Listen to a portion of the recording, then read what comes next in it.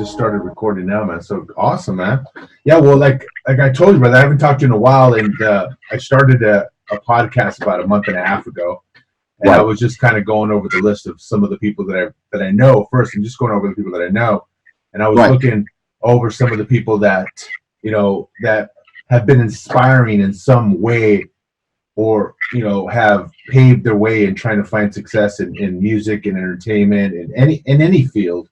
Right. And as I was going down the list and I was interviewing people, and then after I talked to Rob, I was like, man, I need to get Andy, man, because it's like after we've known each other for a long time, but at the same time, it's like you've been around for a while, you've been in the game for a while, and the last time I saw you, man, it was like really, really like amazing that you brought your kids to see you perform, and that blew me away, Yeah, that was for me, that was heavy. I mean, my kids, they know what I do. They're kind of into it. Yeah. They'd never really seen they'd never been to a rave before, you know what I mean? And so, right. To take them to one of those events at that place, at that size in their lives, it was pretty poignant for me. Yeah. I think I got some cool points on the back end of it as well. That's dope, dude. Dude, dude, welcome to the show. Thank you. Most people know you as Andrew. Andrew. You have another name that people know you by, and that's MC QuestionMark. Yeah, dog. Yeah, brother. So, again, thank you for coming on the show, man. I've known you for a while. Yeah. And I think that we actually met on the parking lot of Grape A years ago. Yeah, that's Schwartz. Dude, I don't know if you remember that. Yeah. I think that's where I got to know you. Yeah. And this, I don't know how long this was, 25 years ago or something like that. Yeah. But I said to myself, damn, dude, this guy's a cool motherfucking cat. And, and this is, I don't know if this was before or after or you were already an MC. So right. I wanna hear your story, man. How did you get into the scene? What made you want to get into MCing, man? Did this start from the UK, London, or here? It started from the UK. I had friends and family in the game, and I used to go to dances in London, Nice. but more reggae dancehall clash kind of dances, when I was in my early teen years, Saxon, Coxon, Kilimanjaro sound clashes would play in London, and I'd go to some of those events. You know what I mean? Right. And nice. And then I came to the States for the first time in '87. Okay. I started in school, going back to England every couple of years. Because my parents were still my parents were, of course, in London, so I'd go home every couple of months. You know what I mean? They went to see their son, so I'd go home. And then all of a sudden, at the end of the 90s, early 91, 92, yeah, I got into jungle. You know what I mean? I got just into jungle. And I went to a club in London. I can't remember where it was, but it was called the Sunday Roast. Okay. And I heard Jumping Jack Frost, Fabio, Groove Rider, and MC Moose. And nice. I was done. I was like, what? And I had to come back to the States. So I came back to the States, and I was like, and I came packing with tapes. I just had other mixtapes, and of course, that was in the days where you had your Walkman, right? And I used to just be like blazing raw jungle techno, just blasting it everywhere I went.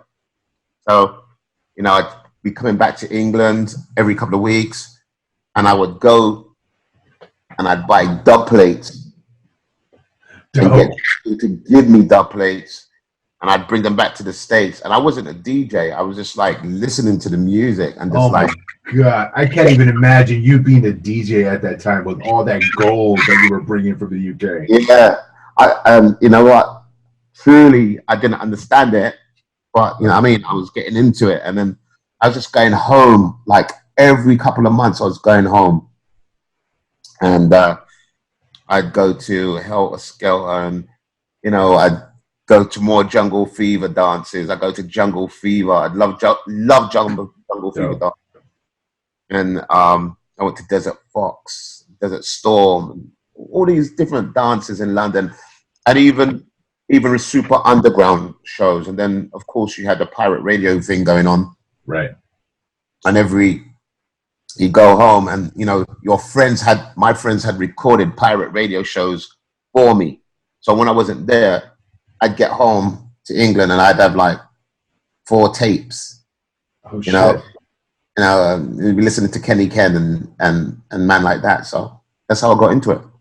Wow, dude, that's so fucking dope. What a fucking great story, dude. Thanks.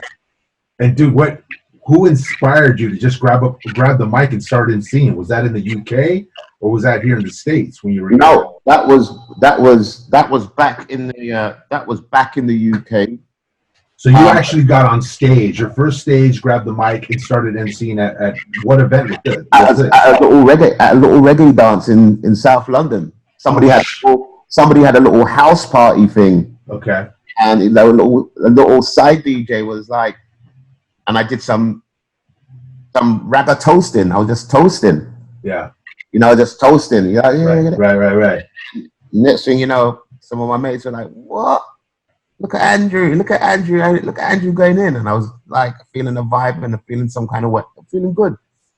So then I started going to the Jungle Fever dances and all that kind of stuff, and the roast dances, and I saw MC Moose, Navigator, right, MC Det, and I was like, I want to be like those guys.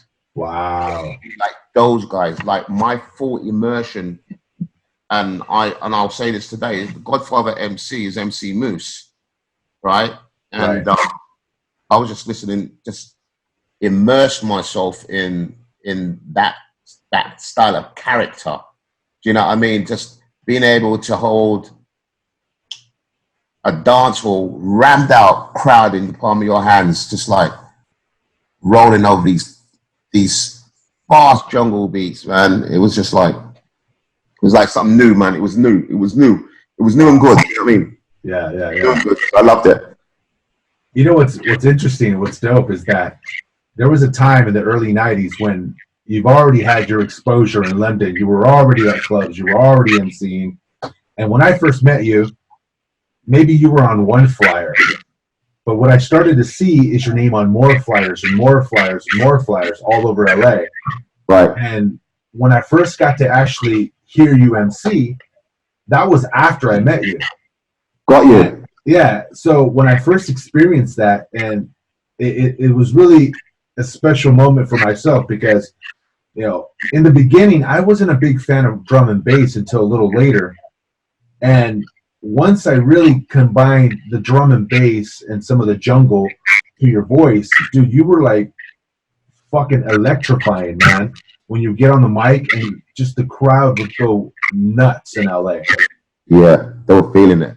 Yeah, man. Feeling, those are the years of the feeling, man. Was feeling it. And I can't remember, and correct me if I'm wrong, because I could be ignorant here, but you were the first MC in the jungle scene. Or am I incorrect to state that? In LA?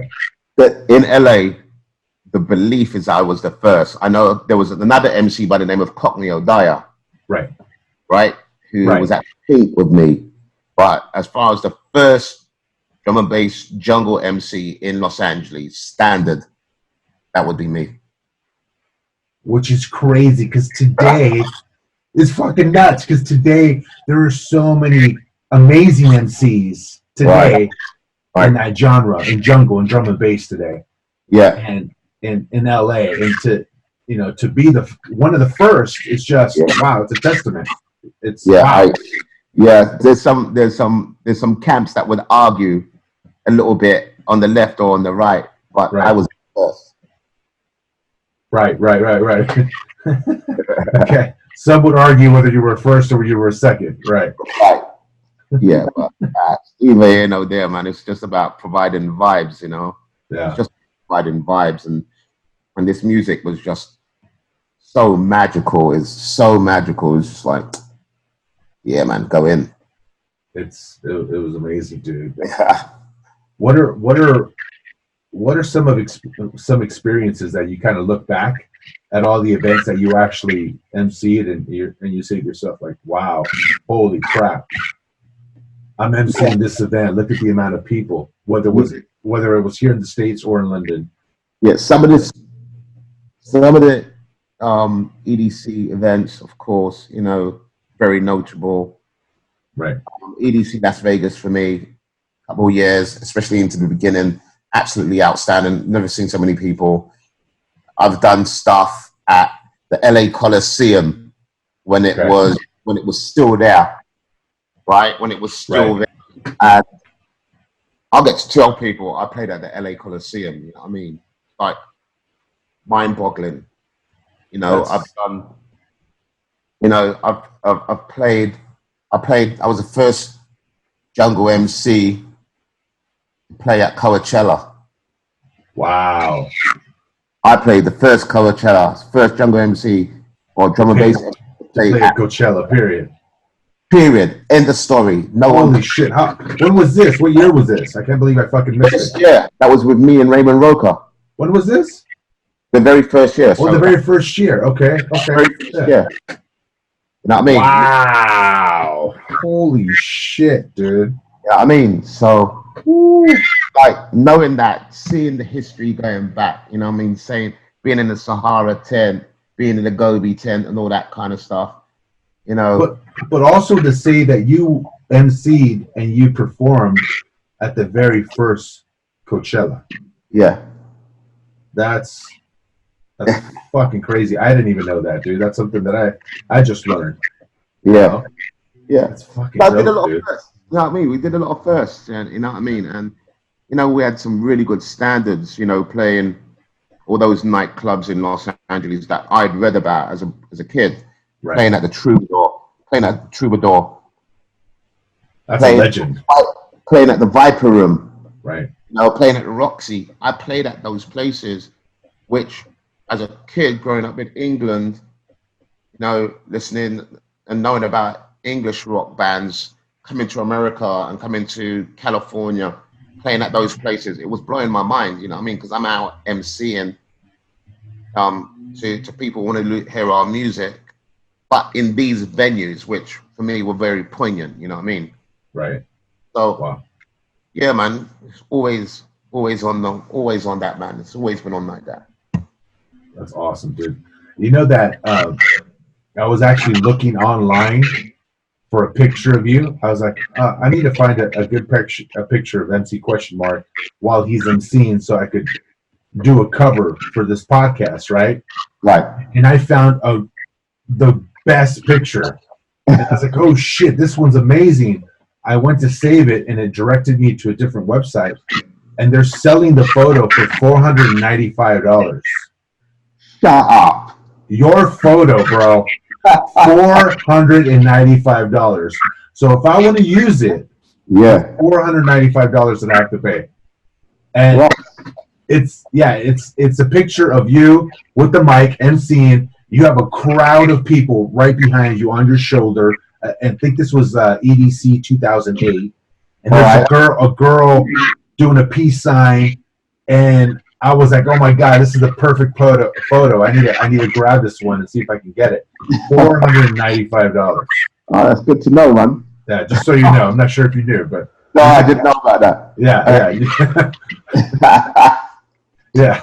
So awesome, dude. But dude, what are I forgot it. One of the questions I wanted to ask you is what are some of the challenges of being an MC? Like your biggest challenge in the last 20 years? The acceptance. Sometimes the acceptance. And you look at it, right? I come from England, where to me MCs are natural. They're a natural phenomenon. Yeah. Right? go everywhere. You go to every club. There's a bill list of MCs, right? And so it's a natural phenomenon.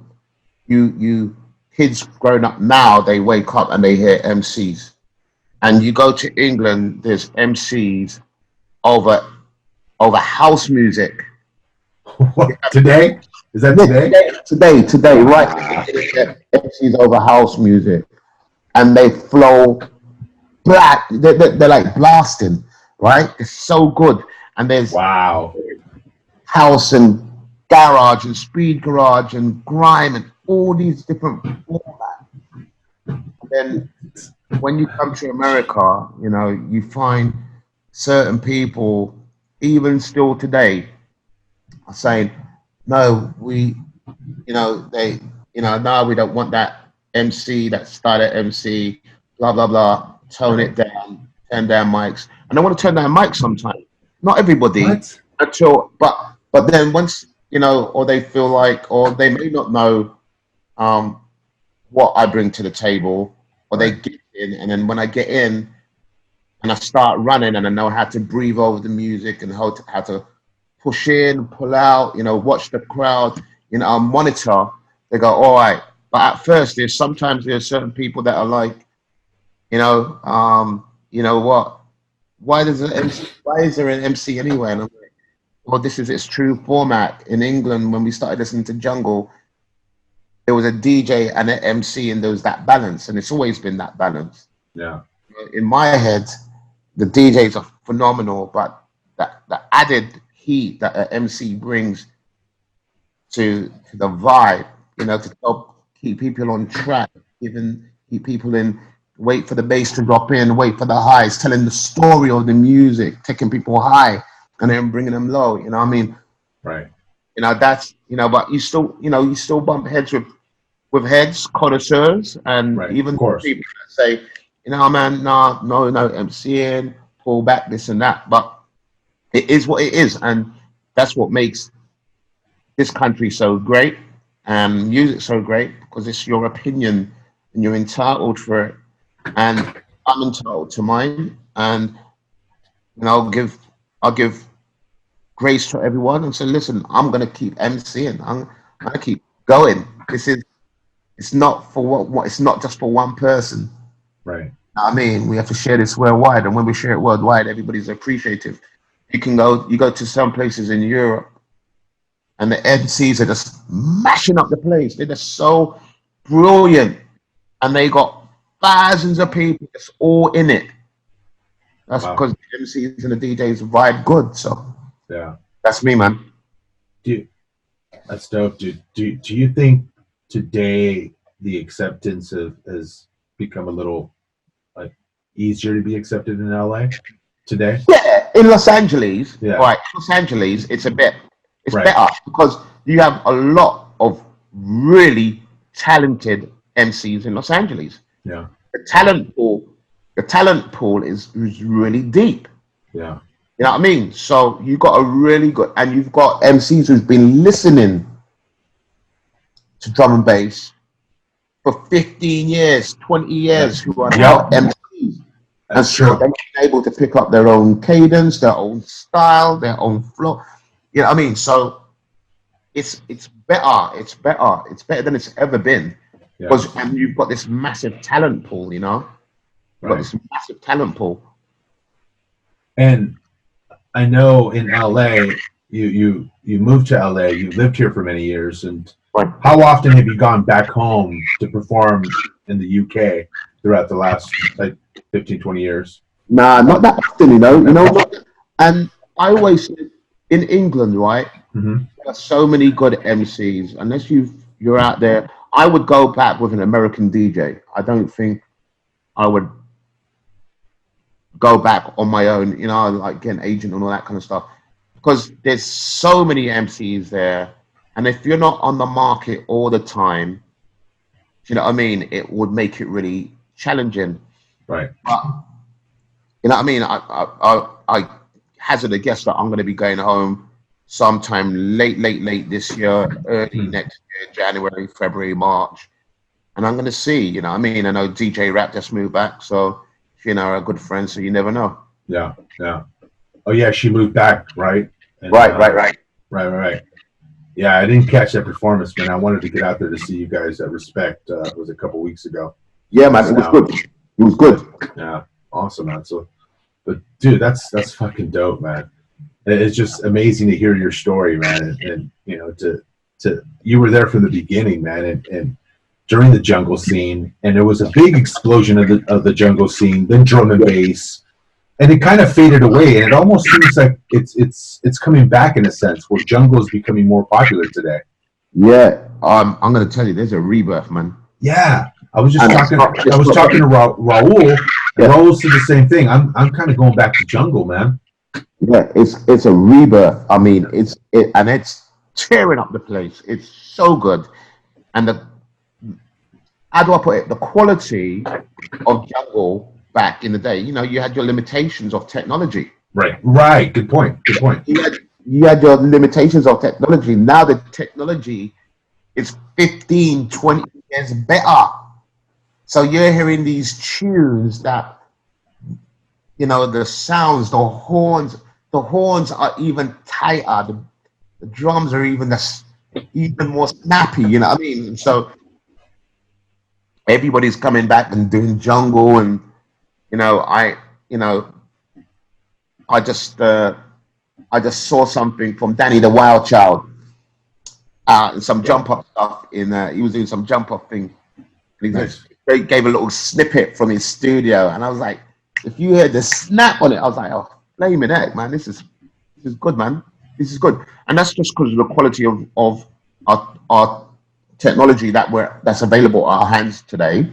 Yeah. And you've got all these people with all this education who've been building tunes for years, so they're just cycling back some of their tunes and making them better than they ever were. And then, of course, you got those 15-year-old bedroom set kids, right? That all they've been doing since they've been 8 years old, is programming beats. Right, man. They got no responsibility, no kids. Nah, they're just in that room and just creating art, just art, tons of art. You can't beat that. So then now they're coming out, they're hitting 15, 16, 17, 18. They're out playing, and they're playing tidy, and their mixing is neat and tidy, and so you can't beat it. So yes, there's a resurgence of our music, and it's sounding good. It's sounding freaking amazing. I was having a conversation with Raul about just the whole rebirth, and it's just, but I never even thought of that. That you bring up a good point, is that you have so many kids these days because of the technology, 15-year-olds, 16-year-olds, now they're at home just producing, making beats, making new jungle tracks with the technology. It's tighter, it's better. It's just amazing. It's an amazing time if you really think about it. If you're a DJ or a producer trying to make your own music, right? It's to get in the market, man. Yeah, it's to get in the market, but so yeah, it's music. The music is good, man. I'm telling you, no doubt. Fuck, man, that's dope, dude. You fucking inspired a lot of people, whether people want to admit it or not. Yeah, you've inspired a lot of MCs. I know there's, some will probably say, "Yep, MC QuestionMark fucking inspired me," while others may or may not, agree with me. But I was there from the very beginning in this whole scene, and there was no MC. It was just you. Yeah, and to see your journey to, from the very first flyers to see you performing at some of the big events. I mean, for me, my biggest takeaway was Beyond Wonderland, man. When you were there, as I mentioned, man, your daughters were just watching you. They were just like in awe, like, that's my dad. It was so dope, dude. Yeah, you know what I mean? As I said, to cycle back to that, it's just like, they're the emphasis for a lot of what I do. You know what I mean? I want them to be proud, and I want them to be proud of our English heritage, our Caribbean English heritage. Yeah. And, somebody once told me that you've got all these different music formats: country and western, rock and roll, polka, all these different music formats. Jungle drum and bass is one of the only English formats that came from England, that it's of English origin. It didn't exist before it was made in England. It wasn't in another country. Jungle drum and bass is from England, right?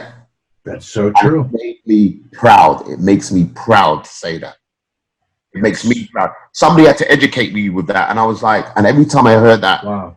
And I tell people that it makes me proud to be English in that way. You know what I mean? Because it didn't exist before a group of Englishmen or English Caribbean or persons, you know, that had been transplanted to England made that music. Do you know what I'm saying?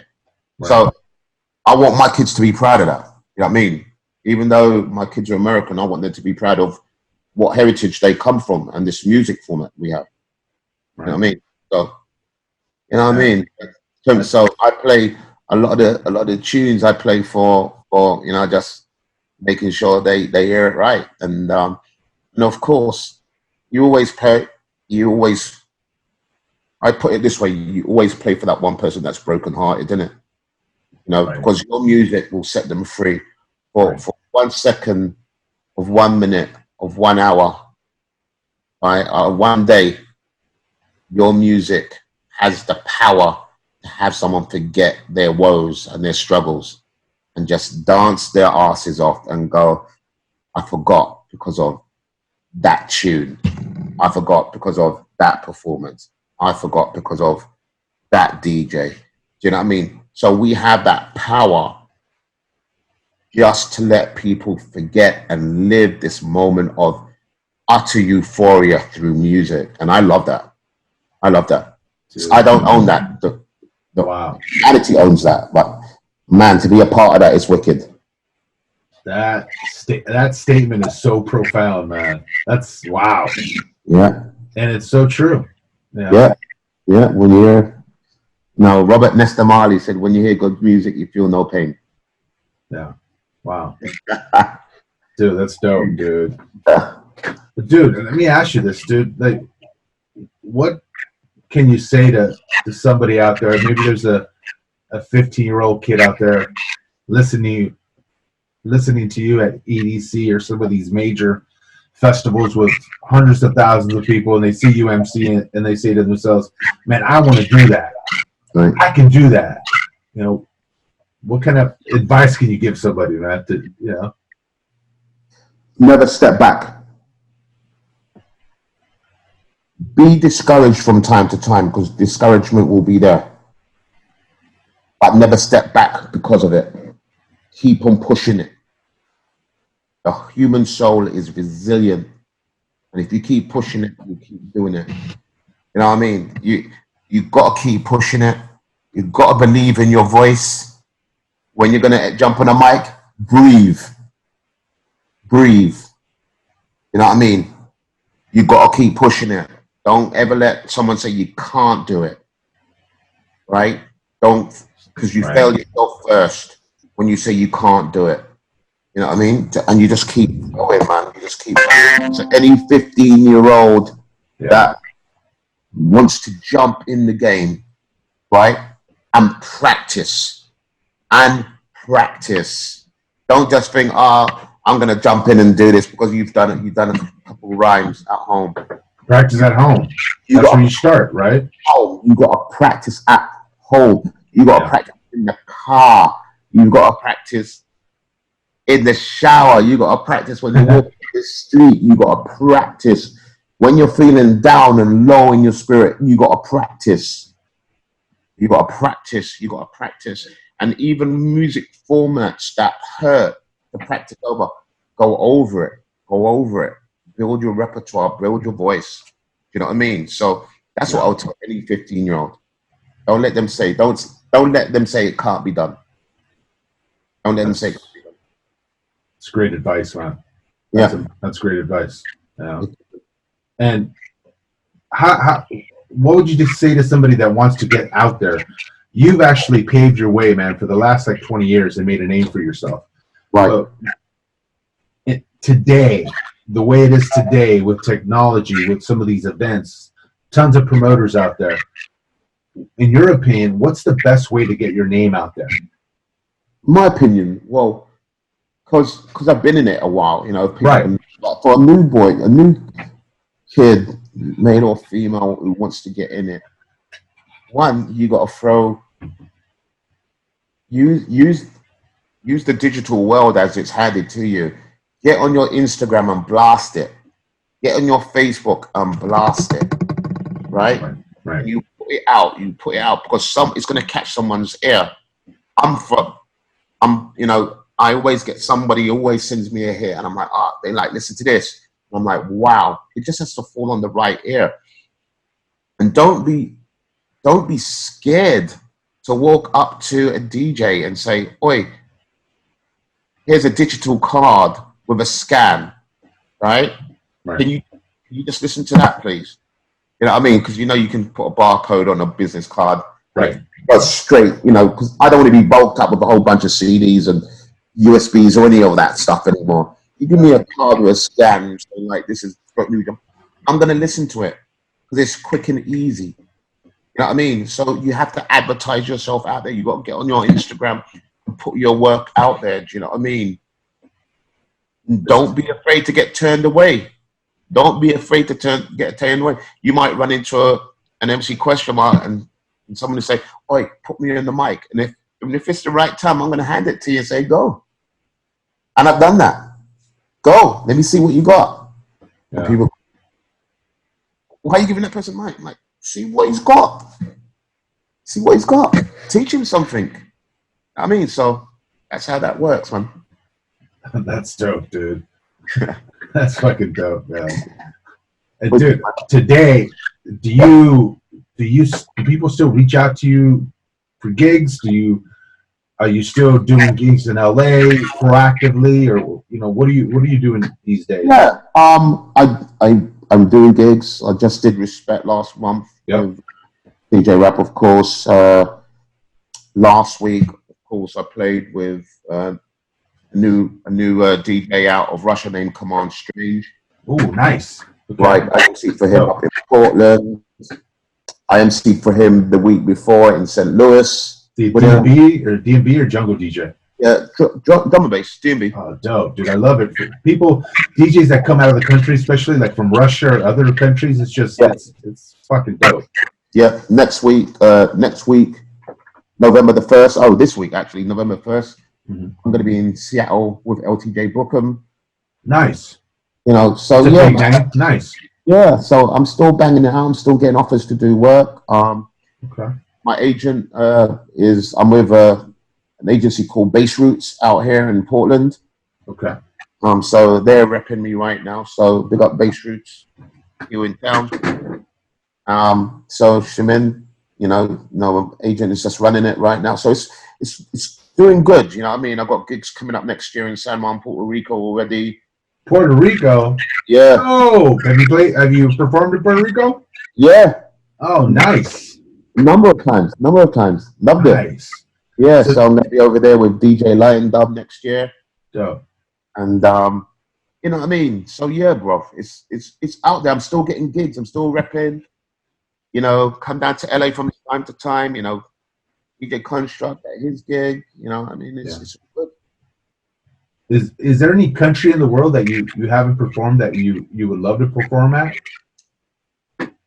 I'd love to perform in Brazil. Ooh, Brazil. I'd love to go work with DJ. I'd love to go work with DJ Marky. So Marky, if you're listening to this, if you get our ears on this, ready for you, rude boy. Been a long time, we know each other. So yeah, I'd love to go down there and do some work. Brazil, man. How's the DMB scene out there? Probably amazing. It's strong. It's good. It's strong. It's robust. It's, you know what I mean? It's heavy. You know, yeah, man. So you've that's dope. So you've been to so many countries to perform, right? The UK. Yeah. What other places have you performed? Canada, of course. Right. Down in Mexico, of course. I performed over Europe a little bit, but not much. Most of my tenure has been here in America, bro. Yeah. Most of my tenure is here in America. Brazil would be amazing, man. Wow. Would be one. Would be one. I was talking to Raul the other day, and he told me he got a gig. I got a gig to go play drum and bass, and I was like, yeah, where? He goes, Nebraska. I'm like, what? Yeah. Omaha has a DMV scene? He goes, yeah. I was like, holy shit, amazing. I didn't know that. Yeah. I mean, I played in Morgansville, West Virginia, bro. And I think that was with Raul back in the day. Yeah. So it's everywhere, my friend. It's everywhere. It's everywhere. It's everywhere. I mean, I love it.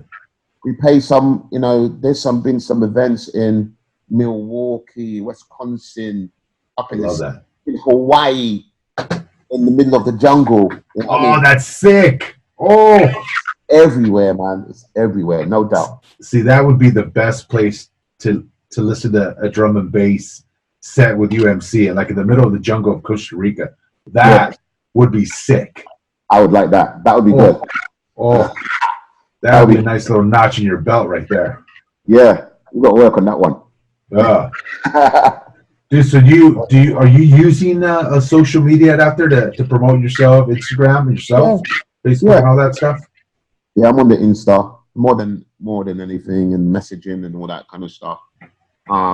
My agent, my manager, she's pushing me more to be on it. You know what I mean? So I'm getting more on it, putting it more out there. I'm looking at like Kenny Ken and MC Fearless and SS and Ray Keith. Those are some of the people I follow. Yeah, how much work they're putting out there on Instagram and stuff like that. So I think there's value to that. You know what I mean? So I'm definitely going to be pressing myself more to put stuff out there. Yeah, no, absolutely. I'll keep the word moving out there. You know what I mean? Dope, dude. And I'm not sure, have you thought about, or maybe you have already collaborated with another DJ or producer to create tracks with you on top of the track? Yeah. I've done a couple things. Of course, with Danny the Wild Child. Worked with a lot of producers out of Chicago, like Chicago. Okay, nice. DJ by the name of Mr. Frosty. I got a number of tracks out there. DJ Oracle from Chicago. Okay. I got a ton of tracks with him out there that they're in the bag. They're ready to be put out. So we've got stuff on SoundCloud right now. Somebody DJ by the name of Firefly just did a remix of a tune I did with Frosty and called Blasting, and that's right now you can find it on iTunes right now. Dope. So I'm collaborating with people. I'm putting stuff out there. I'm working on the side with certain people that what I mean. We're ready to 2020 is going to be a new year, and we're just going to put stuff out. You know what I mean? It's around the corner, man. It's around the fucking corner. For real. So, dude, your next events that you have, you said you have something lined up for November. Anything booked or that you're going to actually travel to in January, December? Sorry, say that again? Miss you. I said you have an event coming up in November. Do you have any other big events coming up in December or January? In December, of course, it's always the New Year's Eve thing. Countdown? No, I don't know if I'm going to do a countdown for Pasquale or for a different event. I think I might be going to the Midwest. I might be going to Chicago for a countdown. Okay. Event over there. And January I haven't got anything really booked up yet, but we're working on stuff with different DJs. We just need to make sure it's penciled in. Right. And then of course February it starts up all over again. Do you know what I mean? Yeah, dope. Dude, that's dope, dude. Where can people find you on social media, dude? If people want to connect with you, either to book you, hire you, maybe download some of your tracks and you collaborate with other DJs? Yeah, so of course on SoundCloud, A team called the Guild. They're on SoundCloud as well, doing drum and bass, jump up stuff. And then, of course, on Instagram as MC QuestionMark. Can't miss me there. And on Facebook, of course, MC QuestionMark as well. Do you know what I mean? So people can lean out to me, link up to me, send me a message, man. I'll talk. You know what I mean? So, yeah. Anyone listening from Brazil, give QuestionMark a shout out. He wants to go out there and perform. Give him a shout, man. Shout out. My passport's ready, dog. I'm ready to come out. He's ready, man. He's ready. Brazil. Come on. He's ready. Ready, man. Ready. Awesome, brother. Well, thank you for being on the show, dude. I've been wanting to get you on here. You've been an inspiration for just the drum and bass scene, the jungle scene, and so many fucking MCs that have just come out of Los Angeles, dude. So, mad respect to you, brother. Mad respect for you, my friend. That's cool, man. This is cool, man. Nice little podcast, man. Yeah. Thank you, brother.